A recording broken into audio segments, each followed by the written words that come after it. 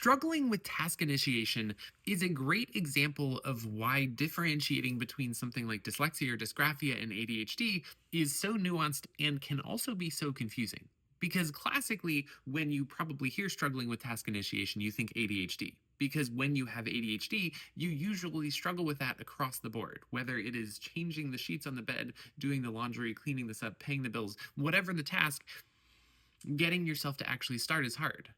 But when you have something like dyslexia or dysgraphia, two things that both impact your executive functioning, which is the part of the brain that's responsible for initiating tasks, but also two things that make tasks like writing something or reading something much more mentally challenging, it makes it so that you can have significant task initiation struggles with those specific areas, even if it doesn't apply to all of the rest of your life.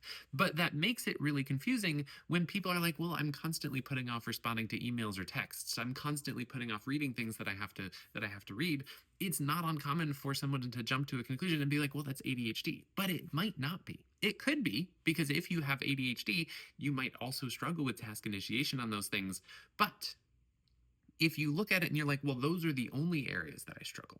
I don't struggle with task initiation in other regions of my life that don't involve a whole lot of reading or writing, then there's a good chance that it's not actually ADHD, it's just dyslexia or dysgraphia. All of this is to say it's nuanced because a lot of the symptoms will look the same, but if you actually break down, well, how do they impact different areas of life? There's often differences. And then this whole thing just gets even more complicated than when we talk about how likely you are to have both or all three of those things.